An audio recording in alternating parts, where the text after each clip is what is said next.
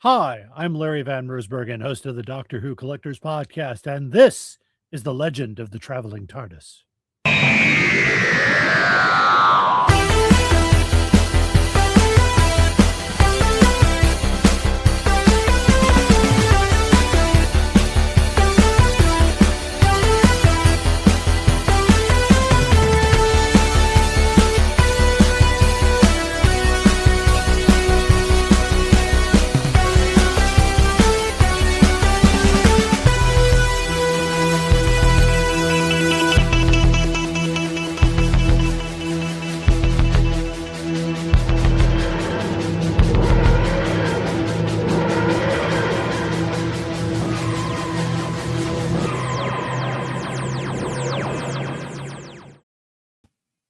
Okay, Dave, did something happen during the intro? Because all of a sudden the music was playing and then all of a sudden to jump like 5 seconds into the intro. I just want to make sure I saw what I didn't see that. Okay, so it just played out right? I was just As far as I can tell. The music went like da da da da like, oh my god. We're having one of those shows, ladies and gentlemen. Yeah, I just rebooted my computer. That was great. That was just great. That was useless. Ladies and gentlemen, welcome to the Legend of the Traveling TARDIS. My name is Christian Basil, and thank you for joining us, all 100,000 of you. Thank you. And for those of you who haven't subscribed, what are you doing? What are you waiting for? Go ahead and hit that button. Today, we're going to be talking about collecting Doctor Who with our very special guest, Larry VanMersbergen. He also has a special location on TikTok where you can check him out and see. I believe Larry does a lot of content on stuff that he's collected throughout the conventions, but I'm going to let him explain for it a little bit more into that. So we're going to be bringing in our special guest a little bit later, but let me go ahead and remove the screen so you can see me. And welcome. New camera. I'm hoping the microphone stays on, but I was just like, you know how the doctor like brings stuff up and you know, he's working on the TARDIS and then all of a sudden just other things that shouldn't go wrong. Yeah, this is what we're going to go in for tonight. So actually you heard of my co-host. Oh, hey there, Rose Kirby. And you heard my co-host, the lovely Dave Chapman, and I'm bringing him on. If for some reason, okay, I see what's going. Yeah, there we go. Oh, there we go. There we go. How you doing there, Dave? Hey, I'm doing great. Don't forget to check it. Glad to take a little bit of a back seat today. I'll be doing some of the production stuff, so if things run a little bit sideways, it's my fault. Good, I can blame him from now on. Listen, I was just telling 10-minute delay was not my fault. I was just telling Dave, I said I had to reboot my computer completely. It kind of just like crashed out and it just stopped running, and then I just rebooted it. But it was just like, Dave, and I see you out there, Dan, that Dave goes like, oh, we're going to be running a little bit late, and Dan goes, oh, that's just fine, you know, we understand that. If I run it late, he's the one going like, damn, it's just another episode for the Legend of the Traveling TARDIS. And I pointed out that because we knew it was me making that comment, we just know it's your fault. Never mind. Anyway, speaking of people's faults, there we go. I just really. Yes, Christian segue. This is why I'm not producing tonight's show. I don't be blamed. I can produce my show, Spill the Geek Tea, and Tasty Conversations, and Tasty Talk perfectly fine. When I come on here. Hello, Poison Ivy. That's right. Don't forget to check out Tom and the gang over at Spill the Geek Tea. And also, I forgot to mention with Dave, Horses on Film, about cowboys, westerns, movies, and stuff like that. Yes. Tom, how you doing tonight? There's a geostorm going on. That's why I said, no, I'm not going to be doing any producing. Then we got this ice storm coming. It's like, no, this is why I pushed my trip down to Orlando another month. A lot of craziness going on, and then, you know, everything else. Yep. Meanwhile, back in Florida. Meanwhile, back at the ranch. In Florida. Yeah, exactly. Speaking of the ranch, because I got nothing, I can't segue anywhere. Welcome, Sean. How you doing? From our friends over at Our Philosophy Is. How you doing there, Sean? Thanks for joining. I'm doing well. I'm having a scrumdiddlyumptious day today. And, you know, I wanted to say, Christian, the reason why we don't blame Dave is because in this house, we do not blame Canada. We are keeping good spirits. We got to keep hate keep the you. blame squarely on the Yanks. You know what I'm saying? Hate you. But, Speaking of yeah, and- scrumdiddlyalcious, don't forget you can go ahead and get your barbecue sauce right now. Email. Yeah, there you go. There's a Gmail. Yeah, I love this. And Yeah, use and promo I wanted code to say, Tarkus. Christian, too, when you had that thing happen with your audio, like everyone should make sure that Christian does not have the silence in his house right now, because you just like lost some time in that intro. I couldn't remember anything for 5 seconds. It's like, Just like jumped like 5 seconds. I'm like, geez, and I just like, I hope that didn't broadcast out. I just hope it's my computer, and it's done it before. I didn't see it, but maybe you should check your wrist for some tally marks. That's all I'm saying. I did. Timeline's I changed. don't like to use Sharpies on bare skin, so that's all I'm saying out there. Speaking of Sharpies on bare skin, I don't know where we're going with that, but she knows where we're going with that. Actually, you know what? Let me go ahead and bring in our guest so he can be part of the Who Knew News. Let's go ahead and bring in our special guest, Larry VanMersbergen. How you doing there, Larry? Thank you for joining us. We're all Hi, thank you. How you doing, Larry? Great Welcome. Doing great. Thanks for inviting me here. It's a lot of fun. I love your show. It's a lot of fun to be here as a guest. I appreciate it. Thank you. I'm doing great. It's wonderful. Thanks to you for joining us at the Legend of the Traveling TARDIS. And it looks like there's a whole bunch. It looks like we could spend at least 5 shows on what's going on in the back of you right now. Yes, probably more. But so we got a nice little show and tell. There could be a whole podcast about it. I know. Yeah, actually, there's a show about it, I think. Really? where can people find it? What's the show called? The Doctor Who Collectors Podcast. It's anywhere you get your podcasts. We are on everything. We are part of the Doctor Who Direction Point Doctor Who Podcast Network, where you can find a lot of other great podcasts as well. We've been around for about 6 years now. Cool. I've been collecting for 45 years. So I thought this was about time to help folks out and give them some advice, talk about what's going on. And, and then along the way too, talk with some Doctor Who actors and, I talk at conventions. It's just a lot of fun. Now, Larry, we're going to bring in Gadget in a moment for the Who Knew News, but I do have one question for you to start it off. What was the item that was your gateway drug into the next 40 years? What was the very first item that you got that said, okay, this is starting everything? Well, there was actually 2 items. This was back in 1981. My mother and I were on a grocery trip, and she noticed a comic store next door. So she gave me some money and said, go have fun. And I'm like, awesome. So I walk in the door, and the wall on the one side was all Doctor Who, and to that moment I didn't know they made anything.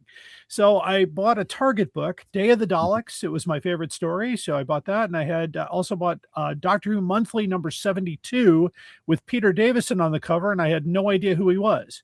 So that was how I started. And then it actually continued in the grocery store when I met my mother at the checkout. They had the Pinnacle books in the checkout line. So I bought as many of those as I could afford. So it kind of started there. And then just every week back to the comic shop, into the city, to other places like Larry's comic book store in Chicago, and Chicago's Comic Cons and Creation Cons and whatever else I could do. Plus I wrote to folks in England, and it kind of just if you're going to have an addiction, I guess this is going to be a good one. It's a real good one because you feel you feel good about it, because it's for one thing, I think it's preserving history too as well. And also being a collector in the United States is 4 times harder than being a collector in the UK, because nothing was sold here prior to 1981. So it's just And that was part of why I opened a Doctor Who store in 1984. So it was part of that to get, I had a company called Bundles from Britain here in Chicago. This is the original catalog from 86.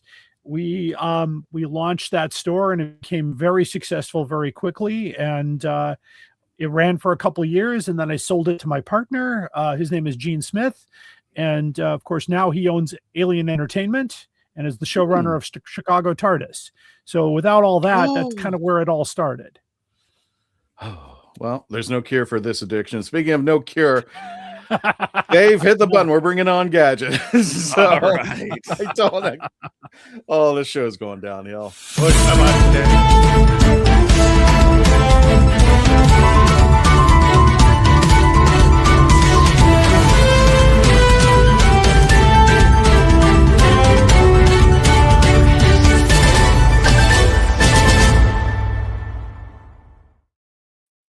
Yeah, I think we've been silenced. I think we have been. Because that would explain the show. That would explain the show. You got a little something up here. You got a little something. I'm like, well, how many times have we done the opening? Look at this. Look at this. Please, dear God, don't tell me you use like a permanent marker. I won't be able to explain this to anybody.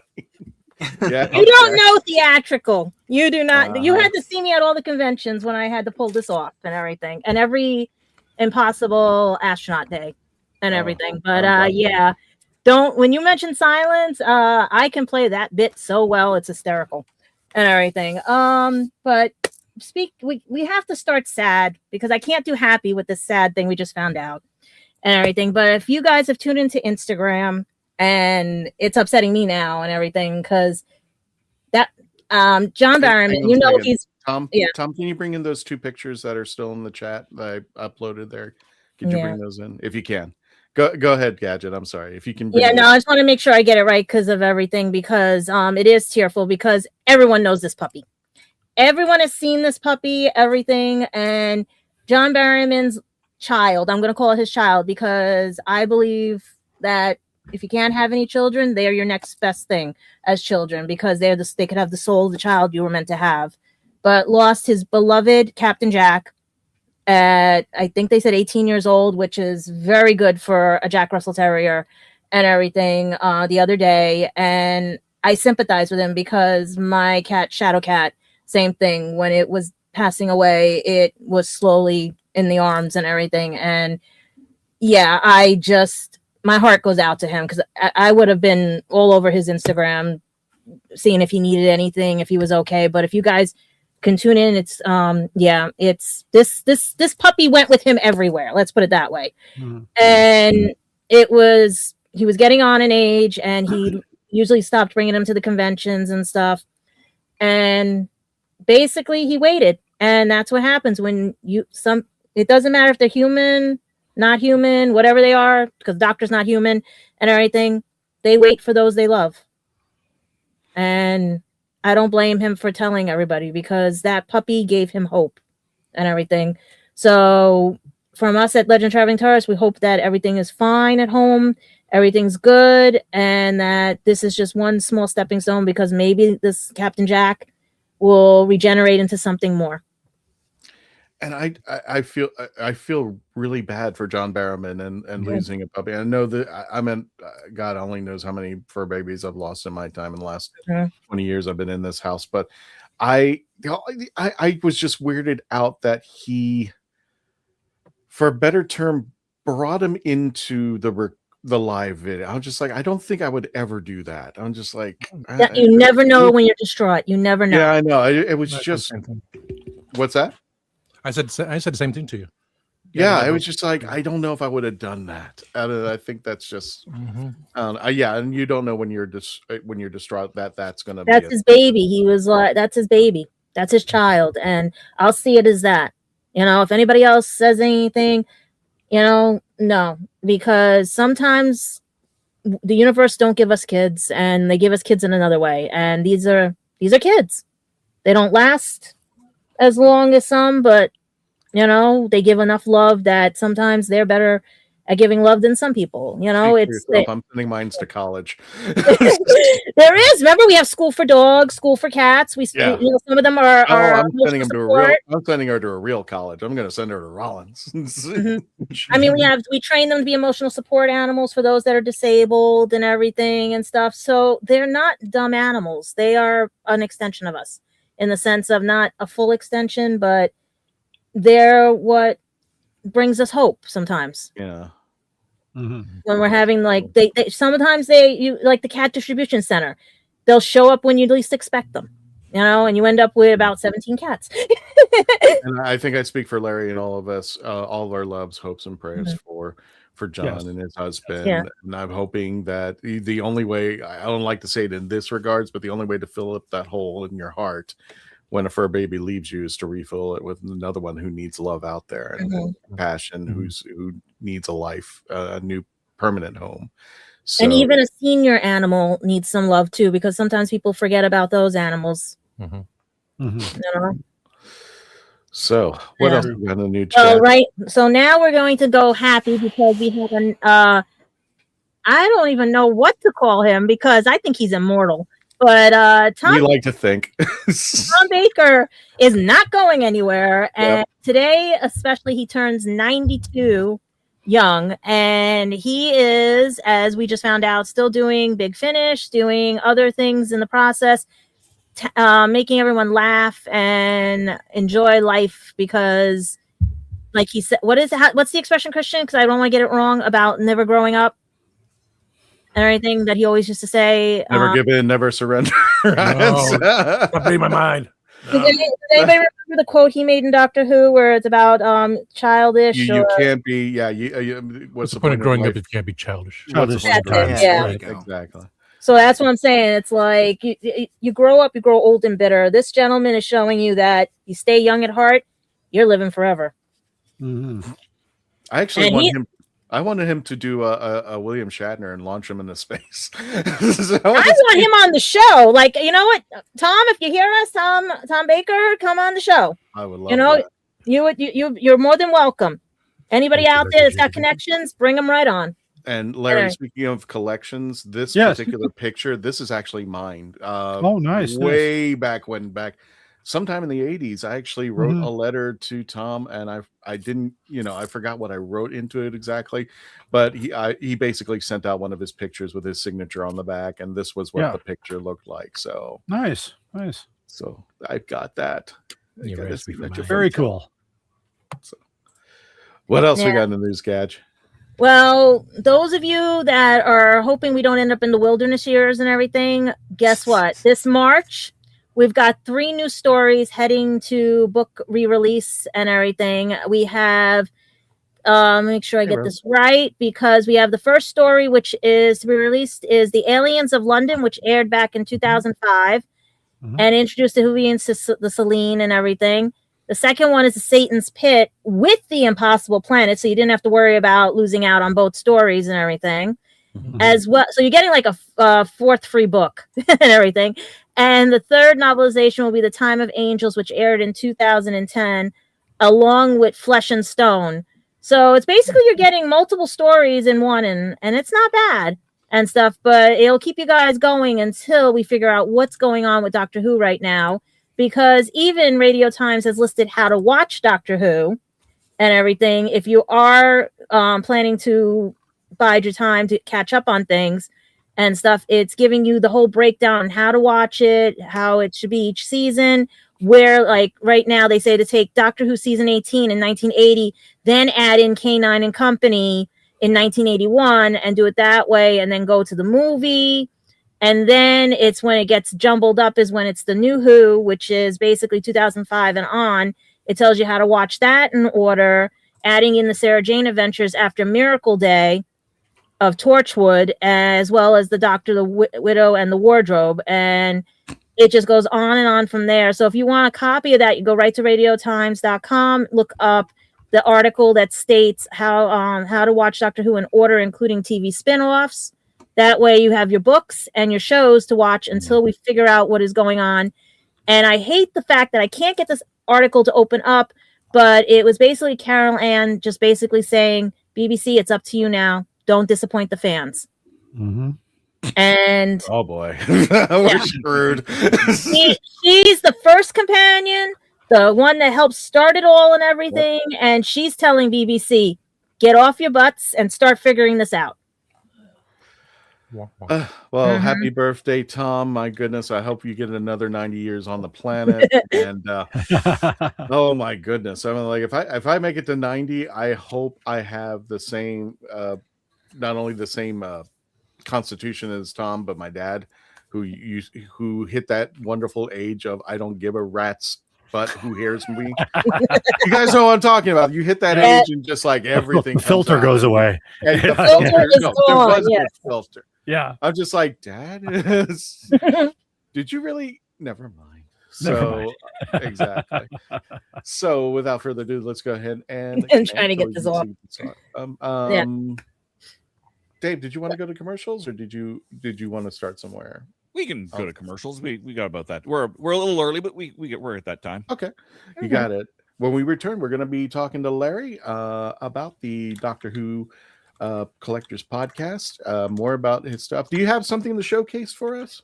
I always do. Yeah. Oh yeah. Well, I'm just this is from the 70s here. The original Doctor Who comics were released in these little comic. These fold out into newspaper size. But this is from the late mid 70s, because Tom Baker is featured as in this issue. I was going to say that's Tom and Jerry, not Tom Baker. No, I know what this is. I know what this is. Oh my God. I think I've got one I can open up for you here. Okay. This has the Doctor Who adventure. If it's what I did, I saw this in the comic book stores here. No, and I don't mind opening them up, because there's Star Trek in here, and there should be a bunch of them in there.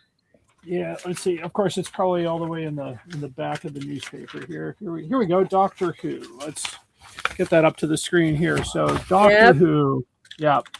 So this is what came out first. Of course, later some of these were reprinted in the Doctor Who weekly magazines, and I've got all those too. So it's a lot of fun to find these, and it even goes earlier than that, because I've got, I'm gonna have to put you guys on speaker here, otherwise these are gonna pull my head apart. You're fine. Is these? Yeah, these were not allowed to be touched in the comic book store. Now, just in case people are not familiar, can you guys hear me? Still? Yeah, we can hear you. Yep. Yeah. Oh, I think I lost my sound. Hang on. I guess I got to plug that back in. That's okay. I don't want to be the only one. Makes the motion. So, there we go. Can you hear us now? There we go. Can you guys hear me again? Yes. We always could. Hello? You couldn't hear us, but we could hear you. Uh-oh. Oh boy. We might go to a commercial break. He might be on mute on his headphones thing. You know, he has the volume control on the headphones. He might be mute on there. He'll go to commercial. Well, you know what? I cannot hear anybody for now. I'm not sure what's going on here. The headphones has the volume thing. It might there be we stuck go. There. Am I back? You froze up for a second there too. Yeah, you're fine. Yeah. Cool beans. Actually, if you don't mind me, I have a personal thing to. I'm having sound issues. Yes, that is the other thing I was going to ask about to display. There you are. Ladies and gentlemen, we have over 100,000 subscribers, and we're actually at 106 right now. Look at that. And I want my copy.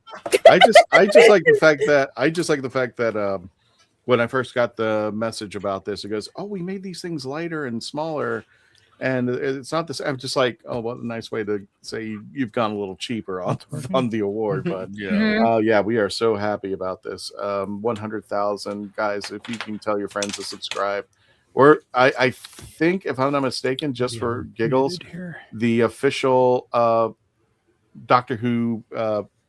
The Doctor Who official YouTube channel, I think they're like at 4.5 million or something like that. So we're catching up. We're catching up. The hunt for 1 million. Yeah, exactly. At least for 1 million there. So that'll be Spaceballs 3. Exactly. Can Larry still not hear us? Yeah, I think he's. Oh boy! All right. Well, Dave, Dave. Let's go to commercial break. Give Larry some time to put this up here first, because that'll do the thing. And I'm gonna hit the wrong button. Because of course why can't I hear anything? There we go. Can you hear us now, Larry?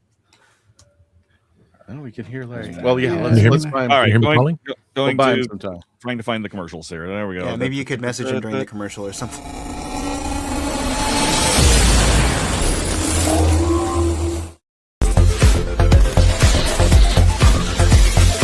I didn't listen to that voicemail.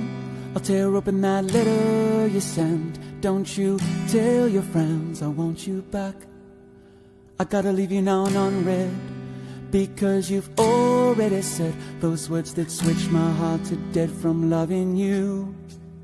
So you'll stay ghosted and I'll stay focused on sewing clothes. The spell stays unspoken, a dark silhouette of a mark man, and I'm broken. Right down, I didn't listen to that voicemail, a tick-tock that story.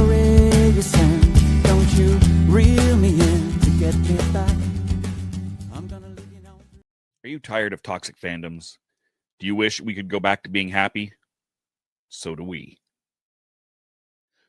We created the Happiness Patrol to get away from all of the toxicity in fandoms, in life. And so we decided we wanted to do a show, but something that makes us happy. And in the first season, that something is Star Wars. So join myself, Cameron, Scott, Jessica, and Melanie on Happiness Patrol at youtube.com/@happinesspatrolshow.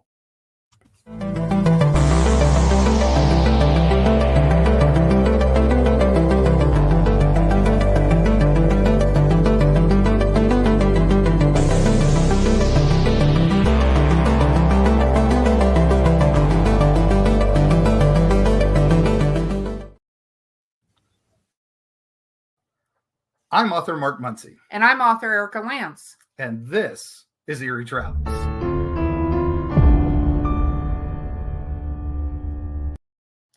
Greetings, travelers. Join us as we travel through folklore, myths, monsters, legends, and dark history. Now, we'll be your guide to the spooky side of reality as we discuss cryptids, paranormal, and all things preternatural. Sometimes we find the truth is way scarier than fiction. We're on twice a week on your favorite podcast platforms, including iTunes, Spotify, Amazon, and YouTube. We have amazing guests from all of the areas of the strange and unusual, including witnesses, investigators, and more. Now, with Erica's curiosity and ridiculous array of pop culture and true crime knowledge. And Mark's decades of experience diving into folklore and the legends with the truth that's behind them. Yeah, so join us, travelers, as we take you to the edge of reality, and we'll see you on the other side. So what's your favorite Western? Is it this one or maybe one of these? Is it a revisionist Western, an anti-Western, or maybe it's an all-time classic? Whether your favorite Western is in black and white, vibrant Technicolor, a spaghetti Western, a neo-Western, a comedy, or maybe it's only really Western in spirit. Whatever it is, this is the podcast dedicated to determining the top 100 Westerns of all time. Every second Monday on YouTube, Spotify, and Apple Podcasts. It's Horses on Film. Hello, my name's Sylvester McCoy. Welcome to the Legend of the Traveling TARDIS. And ladies and gentlemen, welcome back to the Legend of the Traveling TARDIS. My name is Christian Basil. Welcome back, everybody. We got special guests, and I'm hoping his headset works. Larry, just nod your head up and down if it works. Please Can you hear us now? Can you hear us now? Larry? Can you hear us? Oh, no.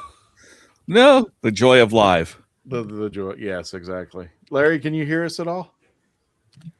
All right. Interesting. Okay. So I don't think Larry can hear us. I don't think Larry can hear us now, but I can't hear anything. Oh no. Okay. I could hear the music during the break, but I can't hear anybody talking. Oh wow, really? that's weird. Yeah, it's plugged in. Okay. And it works. Dave, I don't know what to do. I cannot hear anybody speaking. The white thing that's on his cord that, like, you know, on the headphones. Oh, he can hear the commercials. That's the thing. That's what I'm trying. I'm wondering if he's got the voice part muted on the phone part. Get it? At one point, testing the speakers works. I can hear that, but I can't hear anybody speaking. I'm sorry. I know my mic's still working. Oh, that's really odd. That's totally odd. So there's a gentleman. I'm assuming it's a gentleman. I'm not good at reading lips. Geostorm. It's the freaking Geostorm that's causing these issues. Does anyone know Morse code? And you can just. This is an old cord. It doesn't have a volume on it. The volume's all the way up on my computer here, so we should be. Where's the headphone? Because he went from his headset to this. I think he said it was going fine. Are working in the studio. I wonder if the little white thing, the little thing that's round on his cord. That's a microphone. Yeah, that. See if that's blocked or if that's got mute on. You can hear him, so no. And he's not using that. That's not the. And his isn't muted. It's just a microphone. It doesn't mute. He said. Mark is saying check the sound card, log out, and it's log working, out. but I can't hear the talking. Can't I hear heard the all the dog. music during the break. I heard all the. Let me do that. Let me log out and log back in. Yeah, Yeah. let's do that. Okay. In the meantime, while Larry is coming back over here, did anybody? I guess we can do a little bit of a show and tell ourselves. Yeah, should I go run and get my collectibles somewhere? I'm surprised you don't already have it on standby. I mean, see I all the already have, cabinets. like I said, I got my little thingy here. My other stuff's buried. I got a great Target. I got a Target book for Christmas. I got probably under from a good friend. Well, I got a Target upstairs. book. Well, I'll tell you what, I was waiting for him to come back on, but I wanted to show everybody some of the stuff that I had. And unfortunately, Larry's out. So one of the things that I enjoyed. Hold on. Yeah. Oh, Larry's back. Larry might be back. I can hear you. Yay! Yay! All good. I don't know what happened there, but hey. I think it was probably Joy of StreamYard live being production. weird. Stuff that I'm not insured with. Or Okay. like So, everybody said, it's the Geostorm. We had a solar flare 4. Could So it's be. messing with technology and everything. There's a wibbly wobbly timey wimey thing. I'm Timey-wimey. sure. Mhm. Wibbly And if wobbly, they're timey sensitive, wimey. like some people, like it affects you, like headaches and dizziness, and yeah. And sound going out. Absolutely. Well, it wouldn't be a live show if there wasn't a problem, right? I like it like this. It means Yeah. we're real. I don't we're- like it if they're scripted. We're glad to It's have you okay. back. I had a podcast interview with a person in Cyprus, Greece, and the power went out, and I couldn't get back to him in time. And I'm like, I'm so sorry, the power went out. Oh no! It happens, but no, it's good to be back with you guys. All right, so I'm just adding What this. are your It- top 3 rules for I'm trying not to using your collection? the rules for visiting. I've had people in the room here, including 2 gentlemen who currently hold the Guinness Book of World Records for the largest Doctor Who collection. I've also had a film crew in here doing a PBS interview for the public television in Indiana about Doctor Who. And then I've also had people who just wanted to come up and check it out for themselves and just be lost in the room for a minute. So usually it's the big rule, of course, is don't touch anything unless I invite you to, and and be careful as I you lick walk it, around. it's mine. I Yeah, lick it, it's mine. That's mine. Right, yeah. It's and of course be careful with walking around, as elbows can knock things off of shelves and that could be the end of something. So yeah, it's those are pretty basic. So, Larry, I have to ask then. I myself am visually impaired. Have you ever had any legally blind people in that room? Because that sounds like we could be hazardous in there. No, I've never had that, but not hey,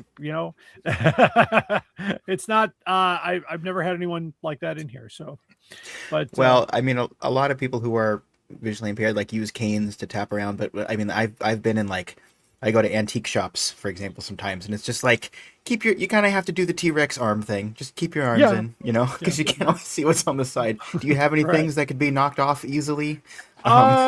Yeah, actually, I do, but it's just because of the limited space that I have, and it's some of the things are stored outside the room in archive boxes. I've got the Target books don't all fit on that shelf. There's more that go in the later ones I've got in a box, but and then of course behind me are stacks of boxes that have all the magazines, Radio Times, and and books that don't really stand on a shelf very well, like thin paperbacks and things like that. Right. First of all, Sean, don't feel bad. I'm a bull in the china shop, and I can feel okay. I'm mad. I've got the Yeah, TARDIS teapot sitting right here, and I can't get it out because it's wedged. Because, like I said, I'm fixing the apartment. Right. If it's fragile, right here. it's doomed. That's all I'm saying. If it's fragile, it's doomed out. Because you said the arms, T-Rex, like I said, oh wait, you reminded me. I have a teapot. Well, that I relate to that though, Larry, because I mean, when I was younger, I had this really nice thing I built. It was a giant Lego set of something, and I just finished it, and I put it. And some of those things, it doesn't matter what they are. If they're top heavy and fragile, sometimes there's just no safe place to put them unless they're really high up. And my older brother, as soon as I finished it, just bumped it off the table with his backpack, and it was never the same. So I know that, and your stuff is infinitely more precious than that. So like that feeling, I relate to that. A lot of it is just plain old, and that's and some of it's delicate, and I usually it's especially like the talking Daleks from the 70s. They have to have a little oil before they'll talk again. K9, you know, those motors freeze up, and which is actually great for collectors, because if you buy one that's broken, it's probably not broken. It probably just needs a little 3-in-1 oil. Right. Yes, but, exactly. Yes. And some of the stuff was not built very well. I have a Bagatelle game from 65 that it's a plastic little, like, pull the plunger and get the balls in the slots kind of thing. And it's extremely delicate because there's a crack in the plastic. I mean, it was from 1965. It's been played with and probably broken and put back together. So that's the nature of collecting things that were, 60 years old at this point. So, right. I mean, vintage game console collectors as well. What you said about them being broken. I mean, like, sometimes people will put things in shops and they're like, oh, this doesn't work anymore. They'll sell it at a discount. And it's like, if you know how to fix it up and get it to work, it's like, hey, you just got a great deal on something, Absolutely. I got all my talking Daleks for under $20 because they said they're broken, just used for parts. And I'm like, I bet I could get him talking again. And I got them all talking. So it was nice. It was great. And the K9s are tougher because a lot of times you buy them, they made this mistake of making the record like you could pull the record out and turn it over. Well, if you can pull the record out, that means the record can be lost. And so a lot of those K9s don't have records because kids took them out, they're lost, they're gone, they're broken. So I got lucky to get a K9 with a record. But that's just how it is. And of course, in the United States, none of those things sold here. So everything had to be imported. And that's the nature of the Doctor Who collecting prior to 81. Everything that was produced before that had to be imported. Was that when it was picked up by a lot of local PBS stations? PBS, well, in Chicago, it started in 1975. That's when I started watching it. And but merchandise didn't come to the place until about 1981. And we did have a convention in Chicago in 79, but there were no dealers that had anything because it was basically comic book dealers. And they had the Marvel premieres. That was about the only thing you could buy from Doctor Who. It was in 81. There was an import. You could import some of the books, but they were really expensive. Like the first Target book I bought was $4 because they had to import it directly. And then a year or two later, Lyle Stewart opened up in New Jersey and was able to get those Target books down to $2.50 because they bring them in by the pallet load and do that. So that's basically what happened during the 80s. It kind of became a huge explosion of Doctor Who merchandise that was introduced to this country, and people just went for it.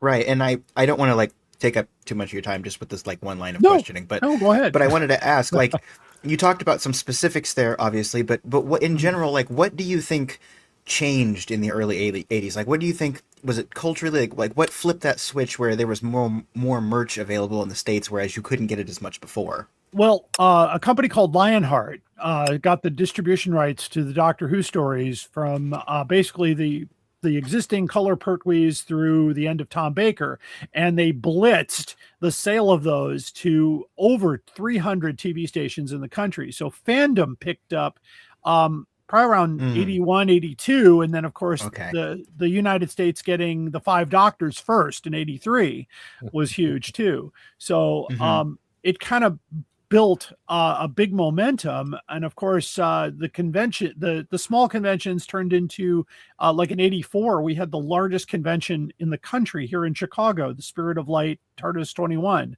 convention, where I met Patrick Troughton and John Pertwee and Tom Baker was there. And it was just it was just a huge, I mean, thousands of people came for that. And it just became a huge thing. And when I opened up my Doctor Who store, I said, well, we got to get in on this. And so we started importing Doctor Who from England and getting it from distributors. And we had a table at TARDIS 22 in Chicago, which was in 85. And that's where our business exploded because in one weekend we made $20,000. So like that market was kind of just there waiting to be tapped, basically. and stuff that nobody had seen before. I mean, we brought in, my company had the hardcover books that were released by W.H. Allen, and we got those from Lyle Stewart. Nobody else wanted them. So we had them on our table, and people were like, wow, I've never seen this before. Give me 10 of those, that kind of thing.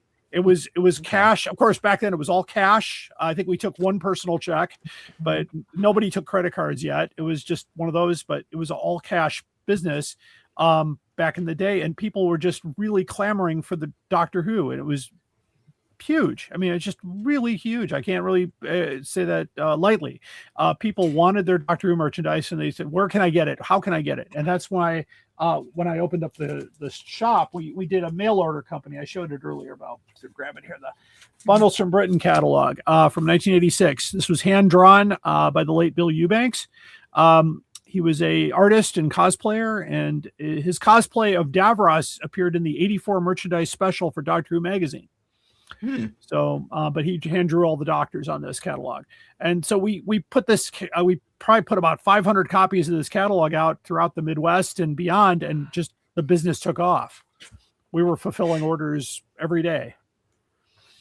That's really cool to hear about, because I mean, back in 1981, I wasn't even thought of yet, right? So I mean, I'm kind of a latecomer to knowing about Doctor, but I do consume a lot of classic Who, and I do watch a lot of footage of the earlier Doctors talking about. I mean, I remember watching John Pertwee talk about the American fans and how they kind of like that the Doctor Who production is a little bit cheaper, and how he was surprised how well received he was there when he went to cons and stuff. So it's really cool to hear about those earlier days of selling the merch and kind of how it exploded during that time. That's really interesting. And I have a really good John Pertwee story. At that 85 convention in Chicago, Saturday morning, the doors opened to the dealer's room. The first person through the door was John Pertwee. And he walked up to our table and he said, "Look at all this stuff." And picked up a copy of the Cave Monsters and said, "I like this one. This likeness is good." And then later, I'll bring my copies of my book, Moon Boots and Dinner Suits, and you can buy that from me directly. And so he did. He came back later, and I bought a hardcover copy of that book, gave him $20. He signed it for me. I met my idol, because that's the first Doctor I ever watched on TV. He was the nicest guy, just absolutely just blown away by the dealer's room. Because that was part of his, and of course, the funniest part was after he was talking to us, his handler found him and said, "Mr. Pertwee, your autograph session started without you." "Really? Who's signing my name?" So he was just, these are what you got to start writing in a book. Yeah. You have to write these stories down in a book and everything. Well, my story is in a book. The book is called Fantastic. Let me grab one off the shelf and I'll show you real quick here. Really? Who's signing my signature? I'm not going to unplug these because then I won't hear you again, but it's called Fantastic. It's a collection of Doctor Who stories. Over 100 Doctor Who fans contributed their stories to this book. Mine is in there as well. Nice. Produced by Zeppo Publishing. Is that available? Is that digitized, or is it only print only? Or? You can get it in Kindle format, but you got it in paperback or hardcover on Amazon or anywhere you can get books. That's so great to hear too. I am John Pertwee's my favorite Doctor. So later in the convention, I was going back up to my room and he was in the elevator in full Wurzel Gummidge costume and character. "Oh no, the Scarecrow has control of the elevator," and he pushed all the buttons. And some people that opened the door and saw him and said, "I'll take the next one," because not just Doctor Who fans were at the convention, but I was in the elevator the whole time. And the funny thing is, I was telling that story at a convention on a panel for John Pertwee, and I said, unfortunately, this was a time before phones, so you just have to take my word for it. And a guy sitting at the other end of the table said, "Hold on, I was in that elevator." I was there. I know that happened. And I was like, "Oh yeah, okay, that's great." I'm like, so was he there was he there at the con to be like the third Doctor and Wurzel Gummidge as well? Yeah, because they showed Wurzel Gummidge in the dealer's room. It was the first time anybody in America had ever seen Wurzel Gummidge with John Pertwee, which is great. But he put on the full costume and did a Q&A, and then later he was, of course, the very famous water gun fight broke out there between him and Patrick Troughton. I was in the front row for that. it was a great time to be. Where was that held? Chicago, the Hyatt Regency Hotel downtown Chicago back in 1985. I think I know a few people who have pictures of the water gun fight. Oh, they're floating around. Yeah, people. Yeah. Of course, had to take the picture and then take the film to the drugstore and wait 4 weeks for it. Yeah. But that was and then the autograph lines were a little bit hectic. They would all be sitting at tables and it was just a free for all who you're going to. So a lot has happened because my partner, who was Gene Smith at the time, he said, if I ever run a convention, I'm not going to do it this way. And of course, he runs Chicago TARDIS, which is very organized and it's wonderful. And you guys should come up to Chicago and be there with us next November if you can. It'd be a lot of fun. Eventually, I'd love to make it down for that because I'm up in Canada, so it's a little bit different trip. I'm in Western Canada. Oh, gotcha. What is it called? Yeah. Did you say Chicago? Chicago TARDIS. Chicago TARDIS. Okay. It's been around since 2000. Yeah. Last year we had I did 2 main stage interviews. I had Carol Ann Ford and Katie Manning on the stage and Steph DeWally. It was a lot of fun. Nice. Katie Manning played my favorite companion during the Pertwee era. So it's just. I still think it's Sally Sparrow. I think she got sent back. Oh, she's great too. I've known Katie Manning since 1984. When I met her there at the convention, she gave me her address and said, "Write me." And so we've been writing back and forth until she joined Twitter a few years ago, and we still continue to talk.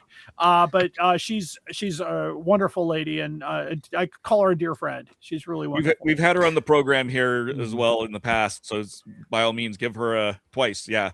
Give her a hello from all of us. Of course, and she'll know who you are. Absolutely. It's a lot of fun to be in that world. It's been just a roller coaster because I know we had, even during the wilderness years, we still had the Who USA tour. We had Doctor Who on TV for a good portion of the 90s. And it was just a great time. To be in Doctor Who, selling Doctor Who, collecting Doctor Who. It was even better if you own a Doctor Who store. It's real easy to collect. You just order one extra, taken off the shelf, and that gets you in trouble. Well, it does. But my old partner Gene owns a company called Alien Entertainment. That's DoctorWhoStore.com. If he finds something in the warehouse that is from our old days, he'll write me and say, "Hey, are you interested in this?" Because he found something from the old days that I couldn't buy back then, but I just showed it on TikTok. I'm going to see if I can reach it without unplugging my headphones here. And that's the Doctor Who photo album from 1984. We had these in the shop in 19. And basically it's not much. It's just the Doctor Who logo with that, and it's just a photo album. Yes. But these were licensed, and we couldn't get very many. Only 500 of these were made, and so I couldn't buy one because we had a rule: if it was a limited stock, we couldn't take it. But he found one of these in the warehouse and said, "Hey, do you want it?" I said, "Yeah." I wanted it 45 years ago. Well, this was $1 in FYE when they were closing down, and I just looked at the bottom now. I didn't realize it's numbered. The only reason I got it for $1 was damaged because someone dropped the box. Yeah, and they came in 3 colors. They came in gold, tan, and red. So, and this one is still brand new. It's got the plastic on it. And Wasn't there a blue one? No blue. They were never made a blue one? Never made a blue one. Only 3 colors. Larry, we've got some questions for you in the chats from the Candyman himself. What's the most unusual, weird Doctor Who collection piece? Mine is the 9th 10th Doctor Sonic Screwdriver label as at the 11th Doctor screwdriver. So that's a good question. I'm not sure. Let's see. What's the most unusual piece? Probably let's see. Hang on. Dave, we'll take another commercial break while he's looking for this. Oh, there we go. What do we?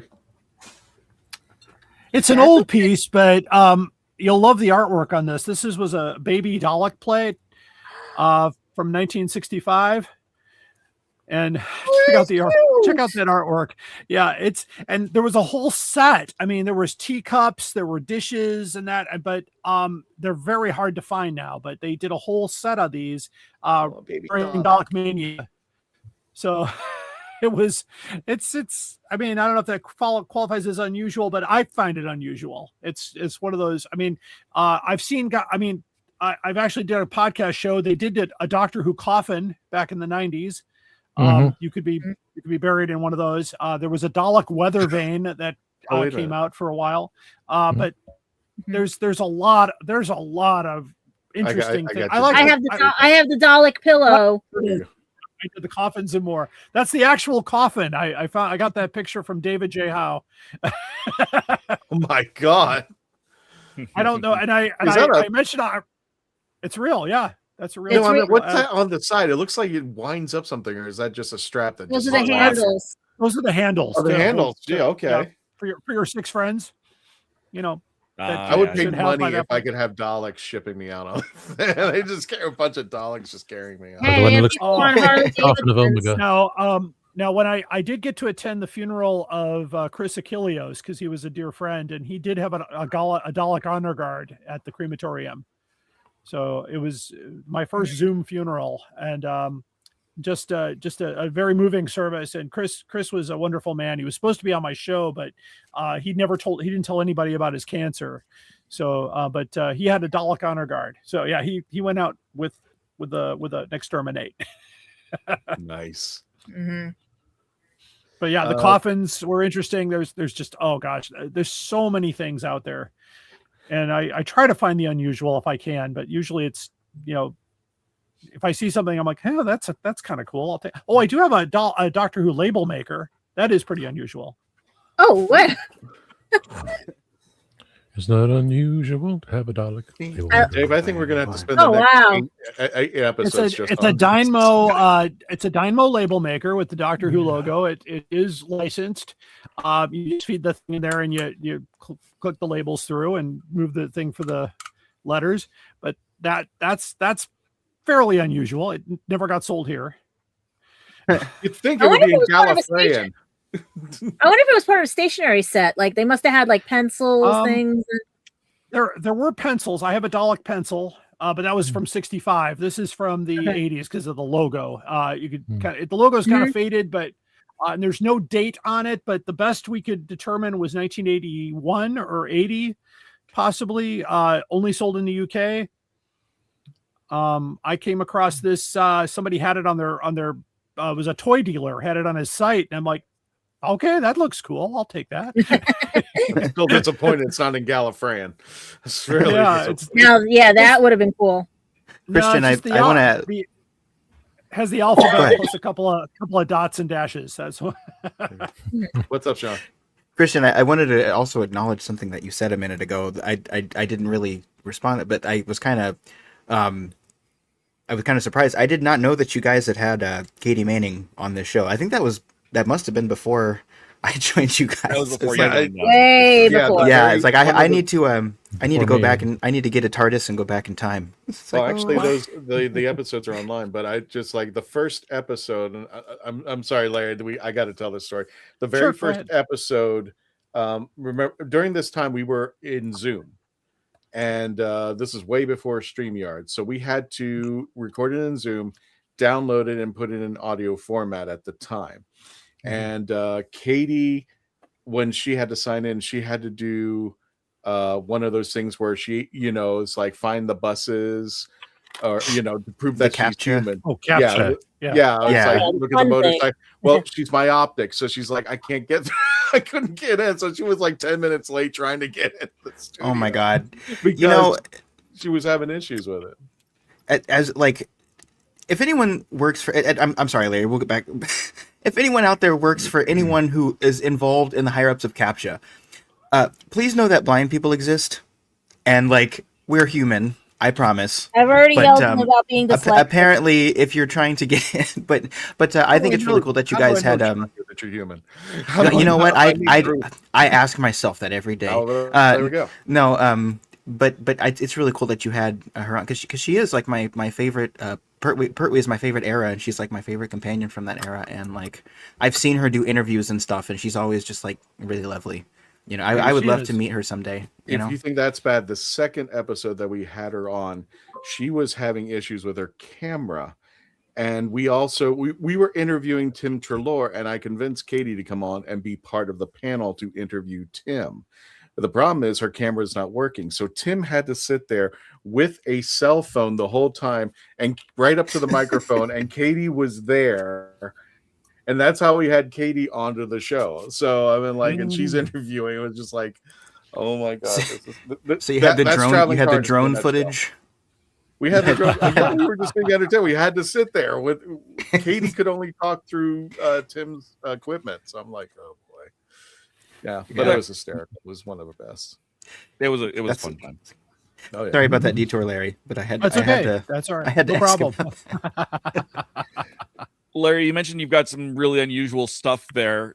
You also mentioned that you've had the world record holder in your yes, collection. I have. Going through Yeah. your collection. Ian, right? Do you have anything that he doesn't have, and did he try and acquire it from you? Yes, he actually took a lot of pictures of things like my outer space, my Patrick Troughton Wall's Ice Cream space book. He didn't know about that or any of the cards that went with it. And so I had all the cards and all that, and the Dalek card, cigarette cards too. He didn't have that. One of the TARDIS tents I had, he didn't have. But yeah, they went through the whole process of cataloging and counting. It took many months of hard work, and they could only work 4 hours at a time. And it was a big, Guinness was very strict, and then they finally got it, and now they're in the book, and they're from Bourbonnais, Illinois. William and Lee Thompson. It's a father and son duo. Great guys. They've been on my show before, and they've been in the room here with me. So it's interesting to talk to people who've worked through the same type of thing, but they did it in less time than I did. I've been doing this since I was, 10 years old or so, but they've been doing it for the last 5 or 6 years and accumulated over 21,000 items. So, how and short I don't are you even, from the record? I don't even know, because I never counted. And I might have more, I might have less. I don't know. It depends on it depends. The Guinness had rules too. So without running afoul of the Guinness gods, 2 copies of a Target book might count if one was different than the other, like for say a price difference or a printing or a cover that could count. But some fanzines do not count. Fan made items did not count. Everything had to be licensed in some way. Okay. If the item was licensed but doesn't have licensure on the product, it didn't count. Oh, really? Wow. So they're real strict about that then. Yeah, because I have a folder that I acquired that is licensed but doesn't have any licensure information on it because it was used internally. It was a demo. It was basically Right. in-house. And I also have an item. I have a few of those items around here. I have a book that was produced by the BBC, and only 7 of them were made as a test, and then they never made them. So they don't count, because while they are real, they are licensed and probably very valuable. They don't count because we can't find them anywhere else. They weren't distributed to the public. Right. There was a private thing. I got it in the mail saying, "Hey, this is a great idea." It was called the Target Collection, and they included a brand new hardcover book of this Target book with a reversible dust jacket and a magazine with the story. And then they said the cost of creating that would have been 8 times what the subscription price would have been. So they said, "Nope, we're not doing it." So that's really interesting. I've never actually heard that before, but I didn't know those rules were so strict. But I know for a lot of collectors, especially, sometimes the unlicensed things, or even sometimes with depending on what the IP is, the bootlegged things can almost be more interesting than the official things that everyone kind of knows about more. I mean, is that kind of the case for you? Or yeah, I've got a couple of those. Hang on, let me grab them. They're a little off the reach here, but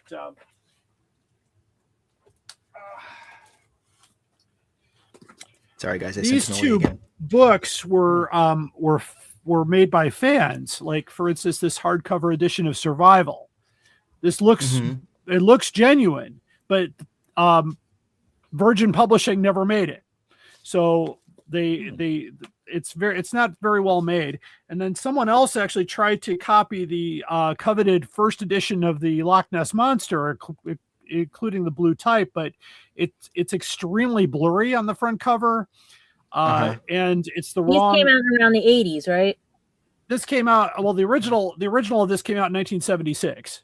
Okay. So this was made by a fan using a very bad laser printer and and Lulu probably, but these are floating. It's okay, nothing wrong with Lulu, but these are floating around.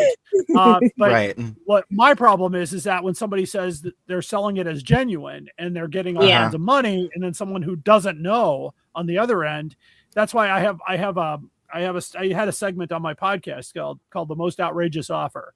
And it's my favorite. It's everybody's favorite because I'll find the stuff that's priced, here's a book that's priced at $8,000, but you can also get it for $450 at the local store. So I'm like, why is it worth that much? And there's nothing different about it. It's not signed by anybody. It's just somebody didn't know what to, or either that or they hit too many zeros on their keyboard. But but yeah, these things are floating around. Sadly, it's just and some of it is collectible. I mean, I have a lot of fanzines in the collection, and some of them from the folks that wrote them. I mean, I knew Jean Airy back in the day. If you don't know that name, she wrote The Doctor and the Enterprise. And if you've ever read that, we all know that. Yes, we all know. I knew Jean very well, and she was extremely upset when New Media published it and said, "Wait, you don't have permission for that." I mean, that's Paramount, that's Lionheart, these are characters that are owned by 4 different companies, and they didn't get any permission for it. And she even wrote to them and said, "Hey, stop these guys," and nobody did anything. So that kept going. So she always, until she passed away, she said, "Just send me an envelope with postage. I'll send it to you for free." And she tried to keep that story, the stories going, and not make it a commercial enterprise. But but those copies, I mean, I've got all the copies of Doctor and the Enterprise, and they're all very interesting. But some of them are completely illegal. But that's just how it goes, But that happens with a lot of anime fanfics and everything too, and stuff. Yeah, I'm sure it happens in every line of collecting. There's always something that gets out there that isn't legit, but sometimes it's sought after too for that reason. Larry, we got a question. I am so sorry. This is coming from Rose Kirby. Hey, you're fine. Sure. Hey, question for Larry in the panel. What was your first item you bought at a convention? And if you're still collecting in your late 50s and 60s, what would you collect? Well, I am in my late 50s, so yeah, still doing it. But I think the first thing I bought, actually, I know the first things I bought at a convention was there was a dealer at the big Chicago convention. His name was John McElroy, and he got the license to do official BBC photographs. And I bought every photograph he had on his table because he didn't want to fly home with them, because he was from London. So I've got those in a photo album. A lot of them are just they're promotional shots, and they've all got the copyright on the back of them as they were. And that's probably the first thing I bought at a convention. The other thing I bought at a convention, the next convention, was a hardcover copy of The Space War, because I'd never seen that in hardcover. And the guy had it for $10, and I said, "I'll take it." And I still have it on the shelf, but it's just, going table to table. I bought some things from the Who shop of London. They were at Chicago TARDIS last year, and I'm still looking around, and that's a great seeing store. what, it is a wonderful store. Alex and her crew are listeners to my show, which is nice. I got my Doctor Who jackets from them. Wonderful, wonderful people. And I do an event every year at Who North America in Canby, Indiana. And a lot of times, sometimes I'll go, "Hey, you got some stuff here I could use." So it depends. It depends on where my focus is. Usually I focus on where my talks are going to be. Like last year I did toys and games. So I was looking at, what toys don't I have that I can acquire? This year I'm doing Doctor Who in the comics, because somebody had requested that. So I've been looking for these old TV 21s and these old comic books, going back to Doctor Who in the Daleks 66 and all that, and trying to get a complete set of those that I can take on conventions this year. I also did a talk on the evolution of the Dalek in books. And so I put all those Dalek books together and said, what am I missing? Oh, I'm missing this one, so I need to get that one. So that's usually how that goes. Interesting. I'm trying to see I'm trying to see all the comics they have out because I bought one at a convention that I actually got the artist to sign and everything, but I can't see it on the list. Like it's the 10th Doctor and Martha one. Larry, because I have a big ego, can I show you what I have that you might of course. Okay. Well, first of all, Ueldis gave me this, and I was like completely shocked. But I believe, and I think he can authenticate. These are actually the money that was now from the ATM. Yeah, yeah. And I was like stunned that he got that. So yeah, that was the money that was shut out. And these are just these are just some normal. I just wanted to let people know that I know this is weird that this magazine just by itself, but this is Simon Fisher-Becker used to work on our show. Yes. And unfortunately, he passed away in March, this past March last year. And this is the magazine that actually has Simon mentions him and has a memoriam. But it's the only time in Doctor Who magazine where our show was mentioned because Simon used to work on our show. So that's one that I never leaves the house. I don't know why I've showed this one. Oh, Amy Pond. Well, the thing is, here's the story, Larry. This pisses me off to no end. Well, I mean, you have friends that will come out and they'll try to buy you Doctor Who merchandise. And one of my friends, I told him, he goes, "What kind of what kind of merchandise are you looking for?" I said, "Anything but Funko Pops." And he goes, "Why not Funko Pops?" And I said, "They're Pringles." Because once you give me the one, give me the one Funko, I'm going to have 50 of them. Yep. I'm almost there, but I'm just like, they sit on my shelf and do nothing, but I gotta have it. But for some reason, I'm being told that this is the most expensive one currently to date. It is that one. It's one's rare. getting harder and harder to find. Yeah, and now that they stopped making them. And what else do I have? The license I know, is gone. I know everybody has this. Yeah. Oh yeah. Nope. I've got the one I could never get. The Key to Time. I got Yeah. that. Hardcover and paperback. Hardcover and paperback. And paperback. Celebration. And I don't know if when they you came have out. this one, but this one is not really Doctor Who-ish. Oh, I've got that. Yeah. I The love Zero all that Imperative. the BBB stuff. Yeah. I've got BBB. Zero Imperative. I've got the Arizona Solution. Are those the VHS tapes you're talking about? Mm-hmm. Yeah, but they're not official. And right. I was actually going to ask you about that earlier when you were talking about because you were talking kind of about counterfeit things, and I did mention bootlegs, but I was also thinking about like Betamax? unlicensed things like Laserdisc. Doctor Who and the Daleks on Betamax. Oh my god! I still have my There you beta. go. Yeah, that one. I've got all the laser discs, including the UK ones. The only I never ones even I thought don't. about Laserdisc. Let me grab them because they're really fun to see. I got the cartridge for Star Wars. You got to take those laser discs and you got to take them off the top of your head and go information, kill, and just Early happy birthday to Rose. I know. Happy birthday. When is Rose's birthday? 22nd on Thursday. 22nd? Oh, okay. She got 2 days. I grabbed Maybe one 65. here. This is the 5 Doctors on Laserdisc. So Nice. this came out in the United States, and the UK had a lot more of them. They had the Ark in Space. They had a few other titles, and then the one that I can't find anywhere. It was only released in Japan. It was the Doctor Who movie, 1996. It was only released in Japan, and that one I've only seen pictures of.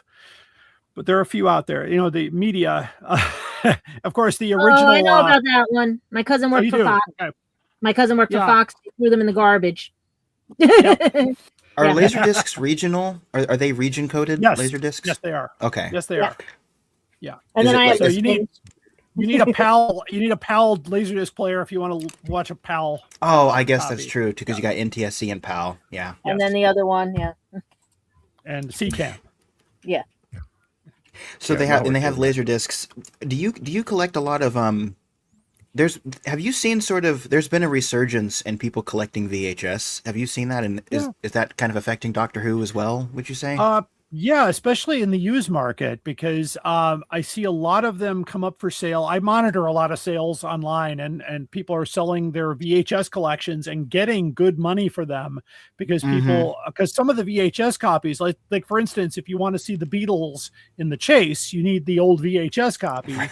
Right. Yes. That before they took it out, or the Tomb of the Cybermen with the introduction by Morris Berry, and there's of course some of the, and of course even more the on-air recordings. Like for instance, people are looking for the Tom Baker recordings where Howard Da Silva does the introductions that he did for PBS. Yeah. And those are I getting didn't know about. Yeah.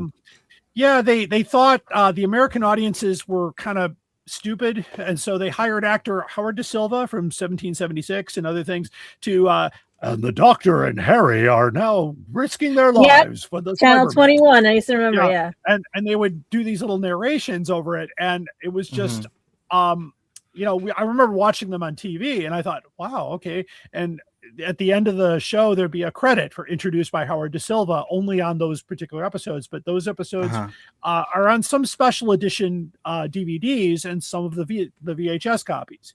So it depends on, it depends on the level of fan, I guess. If you want to watch something in its original format, the omnibus Revenge of the Cybermen, that was the first VHS released in this country, is very sought after, and or even the Betamax copies that came out. People just want those because they're very hard to find. Larry, I don't know if he's willing to part with it, but Timescale says he has the '96 Doctor Who movie from Japan. Oh, he does. That's great. Good for you, man. I've never physically seen one, but that's great. He also has the Japanese stuff on Japanese VHS. I know it. I know it exists in Laserdisc in Japan. That was when I did an episode. He might have it. But that's really. I search every once in a while. I have a permanent search out there for Laserdiscs, and usually they come up. But that one I have not seen. Yeah, Akihabara. How many of those? Sorry, Gadget. Yeah, I did when he put the post up Akihabara. I forgot. You go there, you find a lot of stuff in Akihabara. Oh yeah.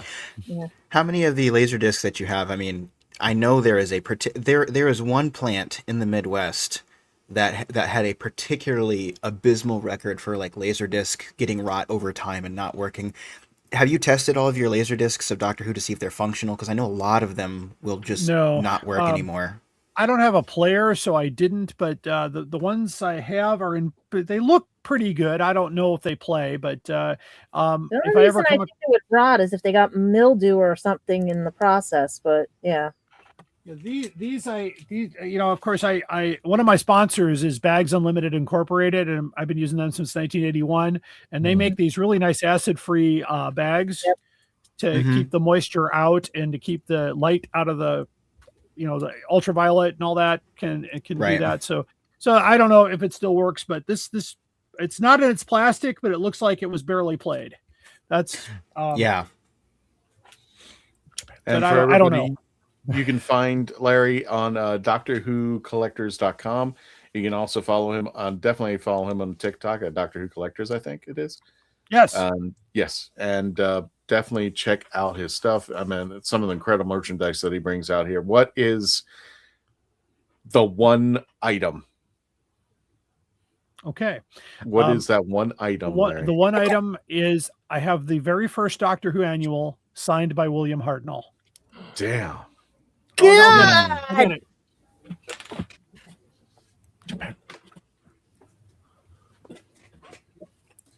He's on YouTube, Greg. I subscribed. And I've had it authenticated by at least 3 people. I bought it 35 years ago from a British dealer who says he got it from William Russell. And so he signed a couple of these that just has his name and date. That's good enough for me. Do we need compared, more? Right. Yeah. And the annual itself is in really good shape, but that's probably the one item that I consider, my personal favorite, because obviously he died before I was into Doctor Who, and getting his autograph is, you know, it was easy if you were there. He signed a lot of things, but I guess he signed maybe 5 or 10 of these and just signed and dated them to give away to friends. But most of the time he personalized his autographs, but in this case he just signed a stack of these and then gave them out. And so I believe, as far as I know, the guy I bought it from, this was, and I've had all the stories saying, "Oh, you must have copied that on the internet." I said, I bought this before the internet was even a word. Yeah. You know, Right. it's and I've had it looked at, and unfortunately, there's no official place out there that can authenticate his autograph anymore because a lot of them are gone. But I have had it compared to actual things. They say, "Yep, that looks like him. The pen marks are the same. It's faded. It's got the thing, but that's probably the one item." So, and of course, these these annuals are a lot of fun. I've got all the annuals, so they're a lot of fun. But really, nobody can authenticate that book? There's nobody out there that can authenticate the autograph. His William Hartnell's Not autograph. even that company that comes to the conventions and everything. I checked with them, and that's not one of the people they can help with. Because I'd be willing to pay a little money to get somebody to give me a thing for. And they can't find the contracts he signed at BBC to see his signature. No, but he did sign a bunch of things, and there are some very reputable autograph dealers that have his autograph that you're able to compare at least, and they are very, very, very similar. It doesn't look like anybody would have been able to forge that, especially back when I got it. Because how bad is his signature? Like, it's not bad. I mean, you can tell it's his name. I mean, I'll hold it up again and see if you can see it here. But oh, that's tiny. Yeah, it's just his name and 1965, and it definitely matches the autograph cards that are commercially available for him. So that's probably the one item I have that, of course, I've got things signed by John Pertwee. I've got 2 doctors' books signed by Colin Baker and Patrick Troughton. And of course, I also one other item I'll just put up here. This is not only the very first Target book; it was probably one of the first Target books out of the box. This book belonged to the late Chris Achilleos and was given to me by his widow Tasha. Aww. It's apparently Chris wanted me to have it, and I was just deeply moved by it. It's in absolutely pristine condition. It was sitting on his shelf. He got it from the publisher. It's not signed or anything like that, but they're just with the first run. Yeah, and Tasha authenticated it that it's actually from that batch that came out. So the very first Target book that he drew, first book published, probably the first one out of the box or close to it. The author, the editor, the author, and the cover artist get the first 3 copies. Wow. And Gadget, you mentioned the handwriting of William Hartnell. Well, all those guys, when they sign their signatures, they're allowed to write sloppy because they're doctors, and doctors write sloppy. So William Hartnell's allowed to have a sloppy handwriting. Doctors never write well on paper. Larry, we're coming to the end of our show, but let me go ahead and for those folks, no, thank you. Let me go ahead and let people know that I want to thank everybody who came to Central Florida Comic. There we go. We want to thank everybody who came to Central Florida Comic Con this past weekend. We had a great time. We sold some barbecue sauce out there. And we will be selling it at other conventions as well. But the pictures, there's videos of the Daleks of Florida. Please check them out at facebook.com, facebook.com/FL Daleks. We just had a massively good time out there. And for upcoming, I just saw Tom. Anyway, that's what I was like. I'm gonna Sonic him. I'm going to and upcoming confirmed conventions. We have Space Coast Comic Con taking place June 20th to the 21st at the Wickham Park Community Center in Melbourne, Florida. Get your tickets now. We should be out there. We still don't know if the Daleks will be coming out there. I know at least Hal normally comes out, but we still haven't gotten a confirmation. I'm not exactly sure, but we will definitely be out there June 20th to the 21st, as well as Ancient City Comic-Con taking place in St. Augustine, Florida, September 25th through the 27th. And the Dalek Builders will be out there to interact with, all of them from what I hear. That's taking place at the World Golf Village Renaissance Resort in St. Augustine, Florida. Get your tickets now. Also, don't forget to book your room. It is a fabulous convention, very eclectic, and they've got some stars coming out over there.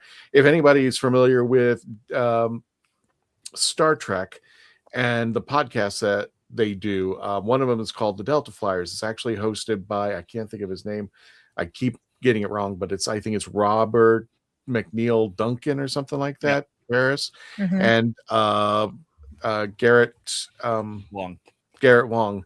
They will be out there. Both of them will be out there, and I'm not sure if they're going to be hosting anything, but they are definitely going to be out there, and they are the heads of the Delta Flyers on the YouTube channel. So Ancient City Con, again, your adventure is waiting, September 25th through the 27th. Don't forget to get your tickets now, and don't forget to say the Legend of the Traveling TARDIS has sent you. We want to welcome again. Thank you for Larry coming on. Just Larry, you almost get the final word. Please tell people where they can find you. Okay, my website is DoctorWhoCollectors.com. We are on all social media outlets, and I'm on TikTok at Doctor Who Collectors, where you can get a complete tour of the Who room and all the collectibles here. That's actually where I got contacted by the Legend of the Traveling TARDIS. So thank you so much for reaching out to me. No, thanks for coming on. Appreciate it. And you're always my pleasure. welcome back. Thank you. Happy to come back. Anytime. I think we could do at least a year of episodes just on yours. I mean, we got a year covered by now, and just unless anything happens. So, absolutely, this was amazing. Thank you so much. We Thank definitely you. want to welcome you back. Also, Larry, we want you to lead us out on this. One of the things that we do is, since the passing of Simon, he, like I said, he was one of our panelists. We actually say good night to him. And we would like you to lead us out to say a final good night to Simon. And that's his husband, Tony, on the other side, who actually wrote the closing song of our episode. So, or of our show episode. Well, I'm just kidding. Yeah, I can't talk tonight. So, Larry, if you could, with everybody else and everybody in the chats, please say good night, Simon. So, Larry, go to it. Well, I was lucky to have breakfast with Simon a few years ago. So, my friend, good night, Simon. Good night, Simon. Good night, Simon. Good night, Simon. And Tony, take us out.